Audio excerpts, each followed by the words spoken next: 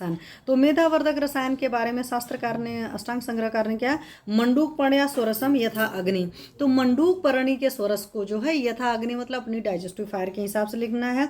तो पहला ये की होगी यो है। दूसरा क्या है, क्षीरण यष्टि मधुकस्य चूर्णम, यष्टि मधु के चूर्ण को दूध के साथ लेना है। अगेन आपकी डाइजेस्टिव फायर का ख्याल होगा तो यष्टि मधु भी अमाउंट डिसाइड होगा और दूध का भी होगा।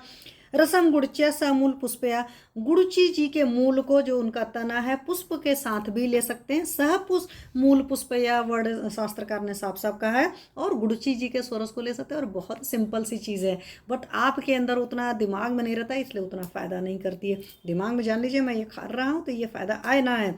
कल के प्रयोजनों या शंख पुष्पया, और शंख पुष्पी के कल्क का सेवन कर सकते हो। तो मेधा बढ़ाने के लिए, आपके इंटेलिजेंस पावर बढ़ाने के लिए आपके पास 4 बहुत बढ़िया बढ़िया रसायन है। क्या क्या है, मंडूक पर्णी जी का स्वरस है, साथ में आपके पास में यष्टि मधु जी का चूर्ण है, साथ में आपके पास गुड़ची जी का स्वरस है, और साथ में आपके पास शंख पुष्पी जी का चूर्ण है। अपने बच्चों को ये सारी चीज़ें दे सकते हैं।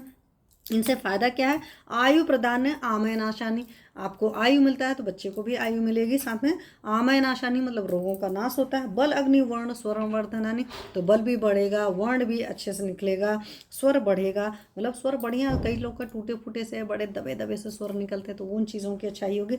मेध्यानि चैतानी रसायन मेध्या विशेषण तक शंखपुष्पी, और सभी मेध्य द्रव्यों में सबसे बढ़िया होती है शंखपुष्पी जी। तो आपके पास बहुत सारे ऑप्शन हैं, और आज इस तरह का अनंत चतुर्दशी था और कल मतलब दीपावली थी, तो इसलिए मैंने कहा रसायन के बारे में बात करते हैं।